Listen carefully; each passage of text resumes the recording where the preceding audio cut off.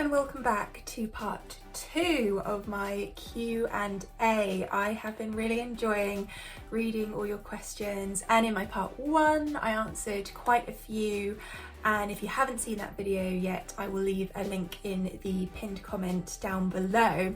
But here we are for part 2 because I have lots more questions to answer here on YouTube and some on Instagram as well. So let's get stuck into it. Monster CU4GJ asks, your real or in real life favourite genre to either perform or listen to? I think my favourite genres to perform are pop and jazz music. I used to play with a jazz band and we performed at the Montreux Jazz Festival, and that was one of my favourite memories because I just love having that swing sound behind me. So that and pop music, love my pop. And to listen to, probably pop music. Kurt Schmidt asks, I wonder which musician or music that you never heard before that you really liked just for this prior year, this year just gone. Well, I first heard Angelina Jordan in January, I think it was, of 2023, if we can count that. And I have really grown to, I was impressed straight away with her voice, but I've really grown to love her work, especially her recent EP, really into that. So I would say Angelina. Constantine09 asks, what is your least favourite key to sing in? That's a question. I don't know if I have a least favourite. I probably enjoy singing in minor keys more than major keys, and obviously something that's comfortably within my range. So I guess if someone said, you're going to sing in the 6th octave and it's going to be in a major key, I wouldn't like that so much. Frisco, I'm not going to pronounce the rest of it because there's lots of numbers and letters, asks, if you have to choose one, which Filipino artist today do you think is the best vocalist? The best, that's a really difficult question to answer, but obviously I'm a big fan of Morissette, so let's say Morissette Amon. Ali asks, hi Nina, my question is, who would you like to or most like to collaborate with? Thanks for your question. I've always wanted to work with Coldplay.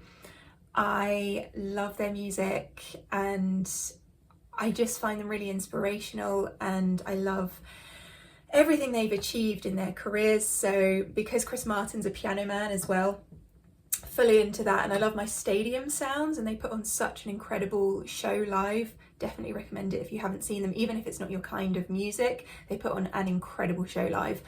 It would just be amazing to collaborate with them. User UK6JC4XF4H asks, what keeps you motivated in your career? Great question. I said in my previous Q&A video, I just have this fire that burns within me for music, and I think because there's always something I want to do next that keeps me motivated. So I do a lot of different things within music, and there's always something else that I'm interested in looking at or taking part in. For instance, at some point I want to write a musical. I'm kind of in the beginning stages of doing that anyway, but that's something that I'd really like to do and possibly share with you guys here on YouTube, the whole kind of process. I thought that might be quite interesting. And I have loads of music I've written, just pop music, that I want to release, and I love writing music for other artists. I don't know, there's always something that I want to do, so that keeps me motivated. Davul Shukla asks, what new songs or writing projects are you working on? So on the subject of our previous question, I guess you could say I'm in the process of starting writing a musical. But the thing I'm mainly focusing on at the moment is my EP. I started writing that last year and I've recorded pretty much all of it now. We're in the final stages, but as always in the final stages it always takes the longest time. So that's what's happening at the moment, and I get writing briefs in from my publisher every week. So if there's something that comes in for that I'm interested in writing for, then I will do that as well. So yeah, lots of writing all the time. User VB8 says, all my questions have been asked already. What age did you decide to pursue a career in music education? So in England, the way the education system works in school is that you can't choose your subjects until you do your exams when you're 15, 16 years old, and then obviously on to higher education, whatever you choose to do. So obviously I chose music, and then I did music tech and music and performance studies at A-level, and then went on to do music at university. But prior to that, the way that I studied was through my ABRSM grades, and I did piano and vocals all the way up to grade 8. Margie asks, harmonies. I understand how siblings or family members have similar tones and fit well, but how do a Californian, a Texan, an Englishman and a Canadian pull off the magic? None of them having spectacular singing voices and 4 different accents. Well, I think it doesn't necessarily matter where you're from. If you can sing in that universal language, I know that a lot of singers, you know, especially if you have a very strong accent, that will come through. But I don't think that stops you from singing together and blending well together. Obviously, some voices are going to blend better with others than others. But if you can sing in tune and you're a good listener, then you should be able to harmonise with any individual language barrier, accent barrier or not. Miraku asks, who are your top 5 favourite artists or 5 persons that inspired your career? So I would say again, Coldplay, or specifically Chris Martin and his songwriting.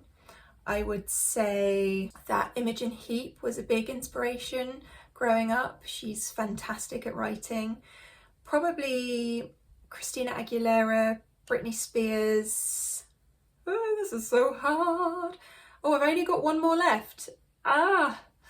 This has inspired my career. So this is the people I listened to growing up.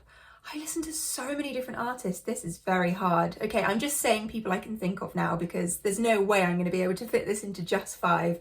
But another band that I listened to a lot was Keane. You know Keane? Very good band. William Rich asks, what is your favourite food to eat for dinner, either cooking it yourself or eating out at a restaurant? I am really into dumplings at the moment. I don't know why that makes me laugh, but it does. So I eat a low FODMAP diet because of health issues, and I love cooking, I love baking. If you follow me on Instagram, then you will see my love of baking quite often.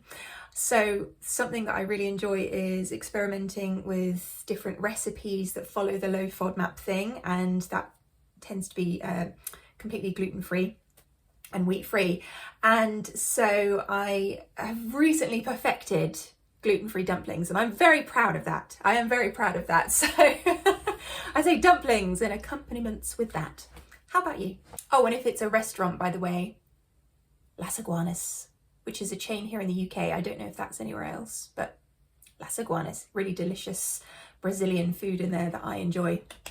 Carlo asks, hi Nina, first of all, your channel is one of the very few that I really enjoy watching. Oh, thank you so much, Carlo. Thanks for being so amazing, real and genuine. Thank you for watching and enjoying. My question is, if you could go back in time, what would you change about you? Like something you wanted to do differently? Ooh, a deep question here. I think I would get my confidence up earlier on. I know that that's a journey in life, and you tend to build your confidence as you get a bit older, unless you're just naturally that way. But I really feel like I was quite confident in performing, but perhaps in other aspects of my life growing up, I have been very shy and very reserved and not stepped into asking for what I want, or feeling like I deserved to ask for what I want until quite recently. And knowing what I know now, I wish I could go back in time and impart that onto my younger self. Yeah, Shashank Reo asks for 5 random songs from my playlist. Ooh, okay. Let me have a look. Let's see what's in my playlists. Okay, so recently I added some comedy songs from technically Brian Jordan Alvarez.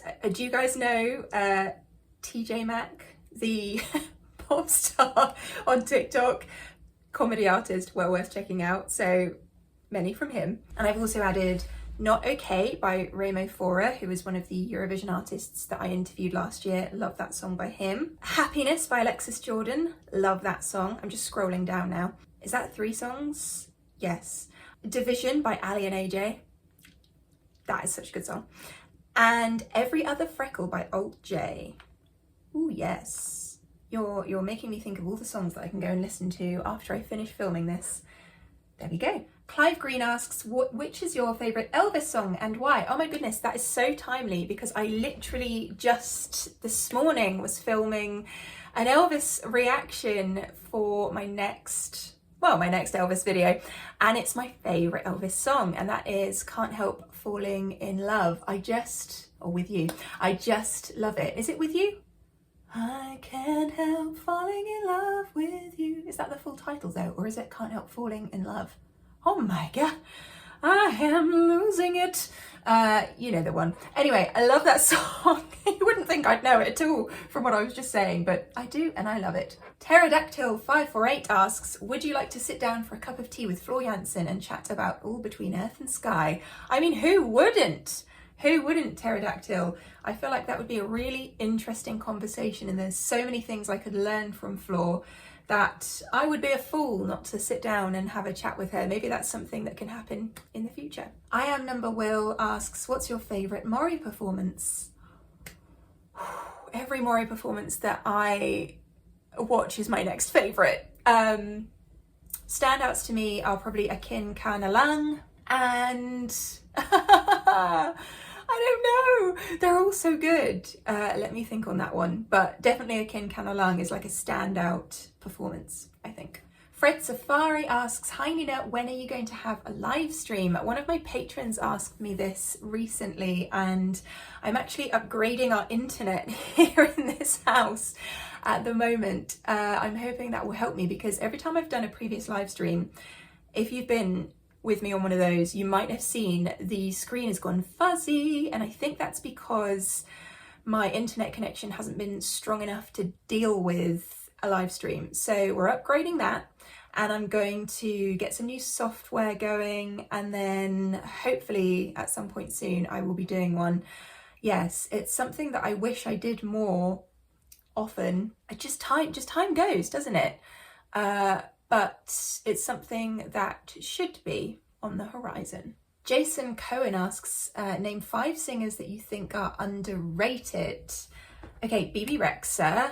I feel like she has such a fantastic voice. I've followed her since the very, very early days of her career, before she was kind of thrust into the spotlight. And she's so talented as a writer as well.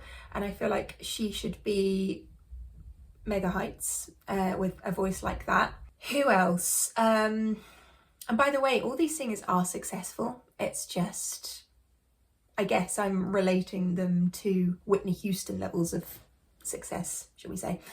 So Delta Goodrem is a singer who's massive in Australia, who is kind of known in the UK, but maybe not as much as she is in Australia. But she should be worldwide superstar, I think. Love her. Kat Burns is a singer who I'm really, really into at the moment, who's kind of new, and she just keeps releasing incredible singles, so I'd say her. I love Ben Platt. I know he's famous.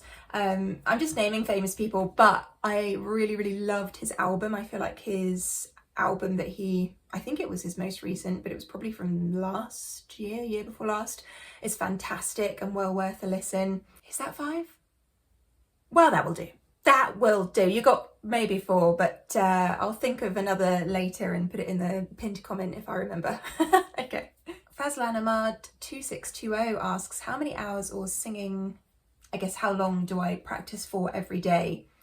It really depends, because I will practice for gigs that I have for hours, but I also will practice in different ways. So I might be learning a song for a particular show, or I might be practicing my own songs, or I might be songwriting, so I'll spend hours and hours honing my skills in that respect.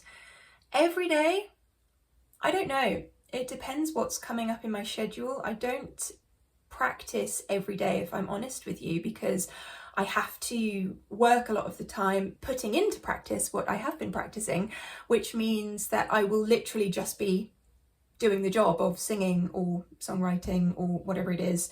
But in terms of when I do practice, it's anything from 10 minutes, which can be enough if you're just warming up your voice, to just hours, especially if I'm songwriting, the whole day.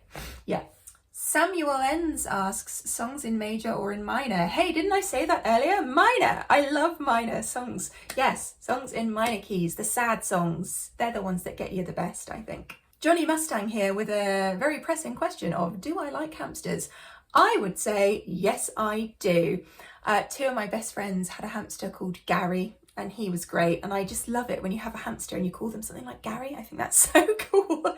Like my dog's called Walter, and I don't know what it is about naming animals these human names, but I just love it. Anyway, yes, I do like hamsters. Do you? Marwin Tapir asks, who artist your favourite the most? Oh, who's my favourite artist? Give me a high five. High five. My favourite ever artist? That is so difficult to answer. I don't think I could tell you. Oh, I just remembered. Not in answer to this question, but into the previous one. My fifth artist who I would say is underrated is Caitlin Smith, a country artist. She's incredible. I'm trying to remember all of the names of her songs. Damn You for Breaking My Heart. Check out that song. Amazing. Anyway, back to this question.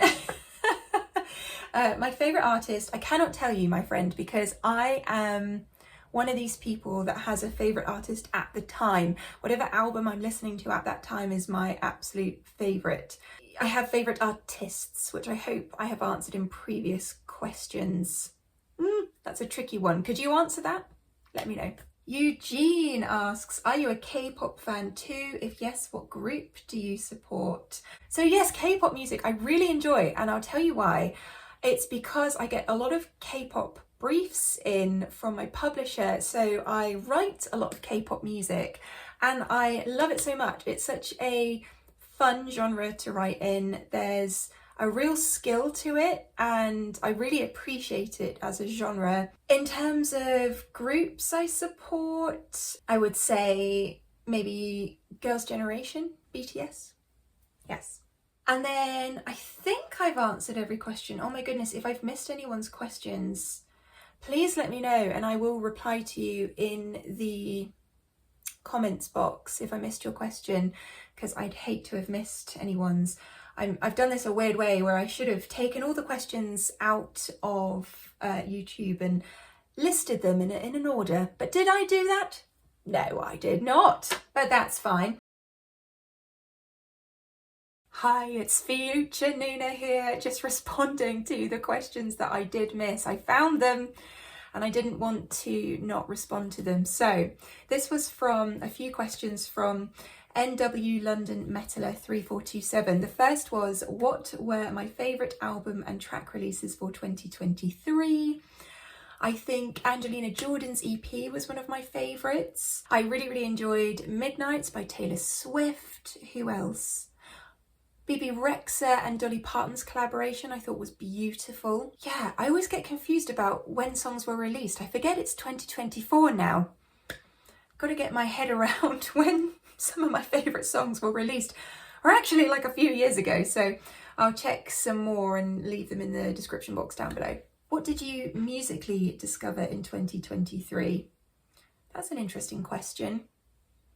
I suppose I could take that to mean a few things, because I discovered musically, for me, that I really want to write more musical theatre, but you might mean by that artists that I discovered. Angelina, I discovered some new metal acts like baby metal, a few more actually, and I guess I continue to discover different things about my own voice because it changes over time. So I hope that answers that question. When you are out, has any stranger recognised you in the street? Yes, this is a strange thing to think about, but yes, they have. A couple of times I've had shows that I've done where that's happened, which I guess is more to be expected because that's literally what I'm there for, is to sing, and they were fans of my music releases, which was amazing. So they didn't, I think, follow my YouTube channel, but they followed my music career. And then more recently, someone recognised me in my hometown and they messaged me on Instagram afterwards and they were like, was that you that I saw? And I said, yes, you should have come to say hello. But I understand it can be a bit like, do I say hi or not? But always say hello to me. If you see me out and about, say hello. I'm very happy to meet you all.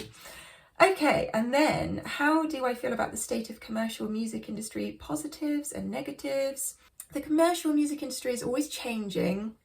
I wish there were more opportunities for new unsigned artists, especially on radio. I feel like that's getting less so, more so in the UK. I don't know if that's a worldwide thing, but I feel like that the smaller radio stations are being bought out by bigger radio stations, and of course that means that there's less opportunity for new artists to be discovered.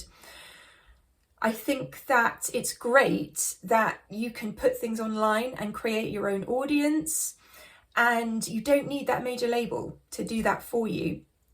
I think that's fantastic. It's just finding your niche, I think, for any new artists or anyone who's getting into music. It's finding your niche and finding the thing that helps connect you to an audience. But once you do that, the world is your oyster online, and I think that's a fantastic thing. At the same time, of old, when it was you were talented and you had great songs and you could just walk into a record label and say, hey, I'm a great singer, look at this. I kind of miss that. I wish that was also still a thing, but that is not a thing anymore. You don't need a label anymore. Sorry, the doorbell just went and I was having a delivery of my new speaker, so I was very excited. But what I was saying was, in fact, labels now are waiting for you to build your own career up before signing you. So then it's sort of, do you need the label or can you do it independently?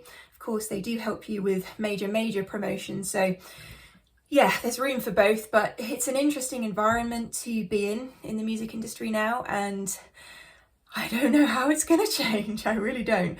And the next question is, what are your predictions in the music industry in 2024? For example, I see the rise of metalcore.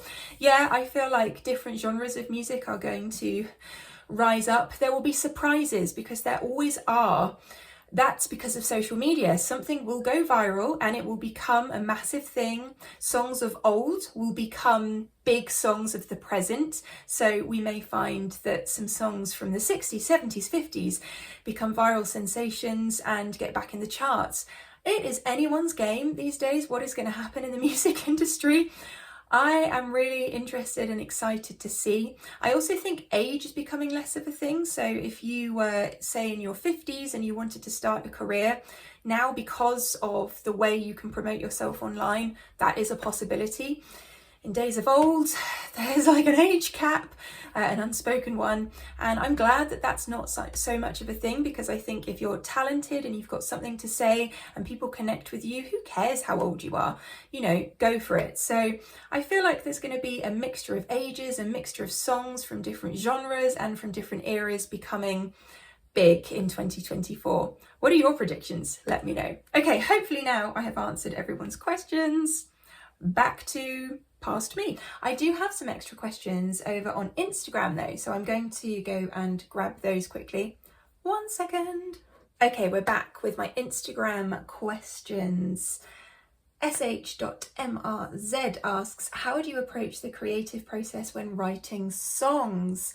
So it happens in different ways. I used to sit down at the piano and I would play different chord patterns that I really felt within my bones. and I would come up with melodies and lyrics on top of that, and I really felt inspired to write certain things. So there'd always be a subject, you know, something that was going on in my life that I wanted to talk about. And I'm talking here, by the way, back when I was 10, 11, 12, 13, when I really started to get into songwriting. And as the years have gone on, my creative process has changed. So for instance, when I get a brief in from my publisher, there might be certain parameters that I have to work within. So the artist in question might have a certain range that I have to write the melody within. It might have specific reference songs that I have to follow. So I will write given those parameters in a very strict fashion while still trying to feel creative and free in a way. So it goes from one extreme to the other. But I do find when I'm just writing for myself that nowadays I come up with things in my dreams. I mean, my song Imaginary Love that I released was a melody that I came up with in a dream, and I literally woke myself up, pressed record, sang it into my phone, and then went back to sleep.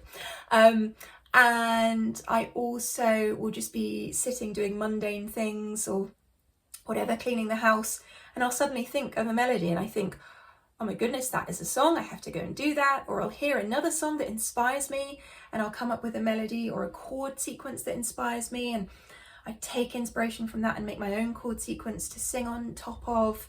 Or something happens and I come up with a lyric because of a specific event that's happened or something I've seen or my friends or family have been through. So it really is different now. It used to be so very much piano first, singing afterwards, but now it's anyone's guess. Yes, there's so many ways you can write a song. Peter Blackster asks, any plans for a Beast in Black review? Oh, I don't know. I mean, there's always space for new reviews and reactions. So who knows, Peter, that might be on the horizon. Judah Stevens asks, aside from being a musician and singer with the knowledge of what's happening with someone's voice, what was the hook that made you want to become a reactor? Really good question.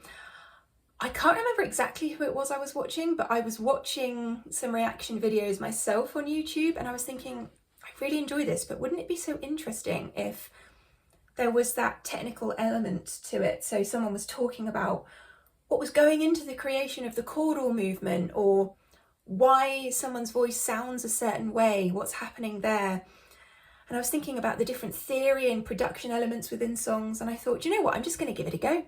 And so I literally that day decided and filmed my first video, which was Bazzy's album reaction. And I watched that recently. I can't remember why. I think someone asked me to dig it out, and I can't believe how much my channel has changed since then.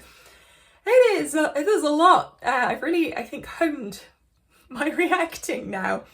But yeah, I literally just decided I could do that, and I think I have something to say, so I'm going to sit down and do it, and I never stopped. So there we go. And finally, final question, Spartan Fan 0899 asks, what's my favourite song? My favourite song is Ordinary World by Duran Duran. I love that song. I love covers of that song, I love the original, I love the instrumental. There's something about that song that fills me with nostalgia, but is also just so beautiful. And I love the lyrics. The whole thing is amazing. It's my favourite. What's your favourite song? Let me know in the comments, everyone. And thank you so much for watching this part 2 of my Q&A. I hope, as I say, that I answered everyone's questions. And I hope you enjoyed watching. This has been a bit of a different kind of video and I really enjoyed it. I really have. I haven't even had a sip of my tea, my goodness. Yeah, that's cold now. That's fine. It was a worthy sacrifice. Yeah, had a great time answering your questions, and I know there were some other comments and things that weren't questions, so thank you so much for leaving those if you just said a hi and stuff like that. Thanks. And let me know what other kind of video ideas that we could do where we're just hanging out together. Maybe live streams is one of those. Yeah, I'm looking forward to spending some more time with you guys on different videos, and I will see you on another reaction video very soon. Have a great rest of your day, love ya.